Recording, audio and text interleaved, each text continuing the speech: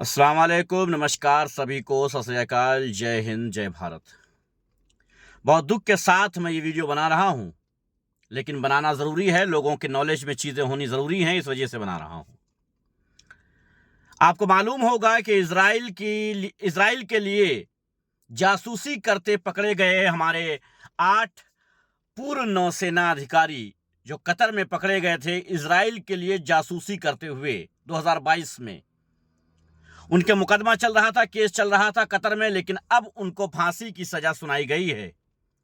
अफसोस इस बात का है कि भारत का जो रवैया रहा है विदेश नीति को लेकर के, वो फेल हुआ है। अफसोस इस बात का है कि भारतीय मीडिया का जो रवैया रहा है वो बहुत खराब रहा है विदेश नीति को लेकर के, खास करके इजराइल और फिलिस्तीन मामले पर। आपको याद होगा, बहुत पहले मैंने कहा था कि ईरान को लेकर के जिस तरीके से प्रोपेगेंडा चलाया जा रहा है भारत की दलाल मीडिया में, ये भारत को महंगा पड़ सकता है। लेकिन शायद भारतीय मीडिया ज्यादा बेहतर समझ सकती थी और मैं कम। मैंने जो कहा वो तो सही साबित हो गया, लेकिन भारतीय मीडिया ने जो किया वो गलत साबित हुआ। आखिरकार उसका खामियाजा भारत को भुगतना पड़ रहा है। भारतीय मीडिया जिस तरीके से मुस्लिम देशों को लेकर के एक प्रोपेगेंडा चलाती है देश में, उसका असर सीधे तौर पे किस तरीके से हमारी विदेश नीति पर पड़ता है, यह देखने वाली बात है।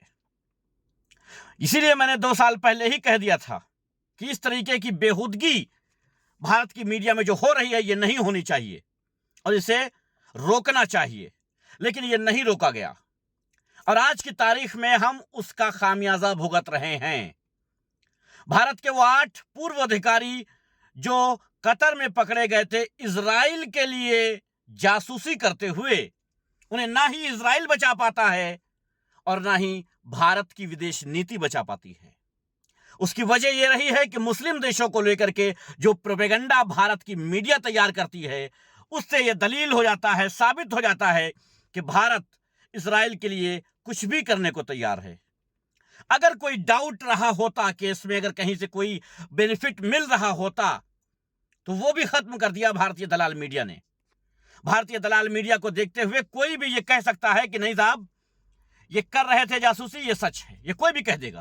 क्योंकि भारत का जो रवैया रहा है इजराइल के लिए, भारतीय मीडिया का जो रवैया रहा है इजराइल के लिए, या एंटी मुस्लिम जो भारत का रवैया रहा है, या एंटी मुस्लिम भारतीय दलाल मीडिया का जो रवैया रहा है, उससे साफ तौर पर जाहिर होता है कि भारत के लोग इजराइल के लिए जासूसी कर सकते हैं, वो भी मुस्लिम मुल्कों में। और इसी बेस पे कतर ने फांसी की सजा सुनाई है 8 भारतीय पूर्व नौसेना अधिकारियों को। भारत उनको बचाने में नाकामयाब रहा। दलाल मीडिया खामोशी अख्तियार किए हुए है, उसको बोलने की कोई आवश्यकता नहीं है। क्यों कर बोले?